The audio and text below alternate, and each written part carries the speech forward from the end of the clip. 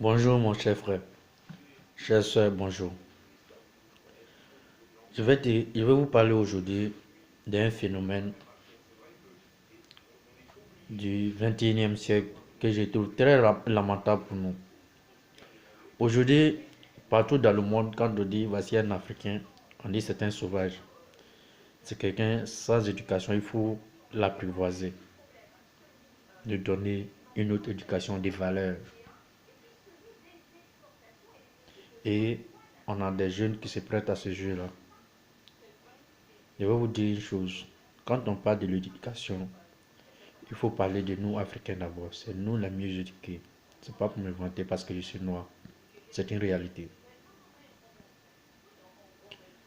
Oui, on a eu certaines difficultés financières. On a eu des pères qui ont eu dans leur domicile 8 enfants, 15 enfants. Peut-être avec un salaire qui avoisine autant à 35 000 francs CFA, quelque chose comme ça. Mais ça ne nous a jamais poussé à dormir dans la faim. On mangeait à notre faim. Dans les sociétés civilisées ils font l'éloge là. Prendre en charge deux à trois enfants, c'est du domaine des riches. C'est des riches qui peuvent se le permettre. Ils disent que non, chez nous, ça donne le régressement de l'Afrique. Et c'est faux. Le problème même du régressement de l'Afrique, là, on sait d'où ça vient. Tout le monde sait, personne ne veut en parler. On sait, chacun sait. Dans les sociétés civilisées dont ils parlent, là, ils se vendent toujours. Là. Un enfant de 15 ans peut prendre une arme et rentrer dans un lieu tiré sur qui il veut. C'est une éducation. Dans les sociétés civilisées, là, une mère ne peut pas dire à son enfant faut arrêter. À plus forte raison, lever la main sur son enfant. C'est une éducation. C'est dans les sociétés civilisées, là. Ce phénomène, vous voyez, LGBT, où et deux hommes se marient, deux femmes se marient, là. C'est quel livre saint qui dit ça? Qu'il soit chrétien ou musulman, où ça quitte?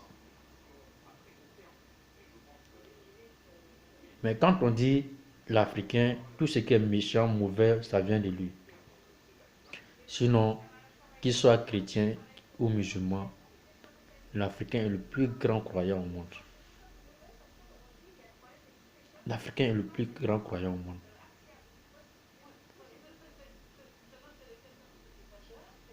Vous cherchez des repères en Occident, pourtant, eux-mêmes, les repères ont été pris ici, chez nous en Afrique. La première université au monde, c'est à Tombouctou au Mali. Les premiers milliardaires au monde, c'était des Africains. El Hadj Ouattara, renseignez-vous. Ils sont venus, ils disent que non, ils vont nous apporter la démocratie. Ils sont venus pendant que nous, nos sociétés étaient déjà bien rigides. On avait des royaumes où chacun avait ses droits. Chacun avait ses droits et devoirs. Ça, aucun autre ne peut dire que non, eux dans leur société, il n'y a pas de devoirs, il n'y a pas d'obligations, il n'y a pas de contraintes. Mais ils ont fait assassiner nos rois. Ils disent que eux, ils étaient trop sanguinaires. Quand on parle de quelqu'un qui est sanguinaire, il y a plus sanguinaire que celui qui a laissé mourir un enfant de 10 mois. Il y a plus sanguinaire que quelqu'un qui empêche une nourriture ou des médicaments de rentrer dans la maison de quelqu'un. Regardez bien ce qui se passe dans les pays arabes. On parle de la Palestine, Israël, Syrie, Yémen. C'est ces mêmes civilisés-là qui sèment la terreur dans ces pays-là. Ils sont démocratiques.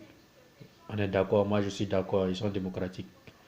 Mais quelle est la notion de la démocratie même? Parce que chacun donne sa définition de la manière dont il l'entend. Alors, chez eux, chez eux, une mère devient servante de sa belle-fille.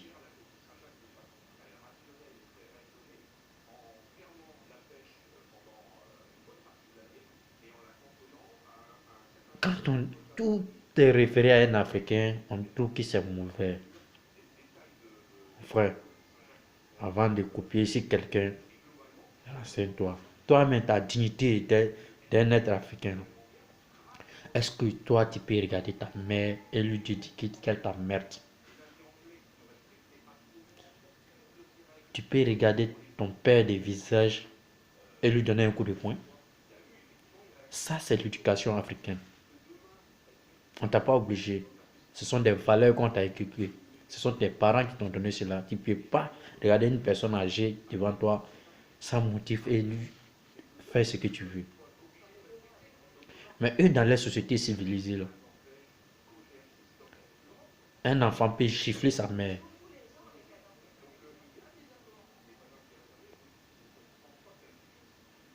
On est d'accord avec eux. C'est une bonne éducation, ça.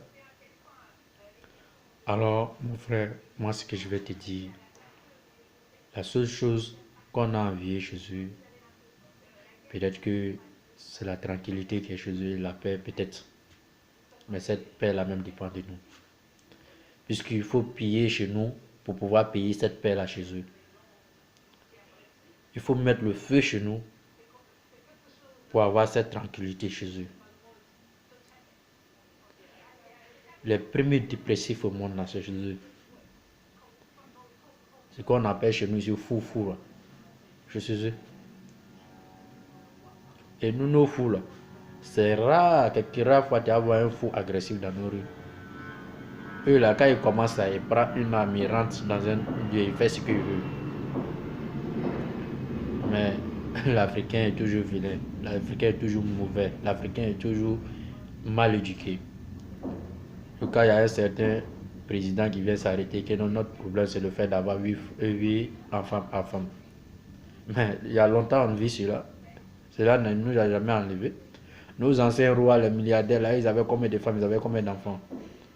Est-ce qu'on ne vivait pas, on ne mangeait pas? Donc, ce que je vais vous dire, en tant qu'Africain, l'Africain est l'être humain le plus éduqué au monde. Et c'est quand il fait fi de ces avantages-là qu'il se réfère à d'autres, qu'il cherche une autre éducation. Ceci, bonne journée à tous. Merci.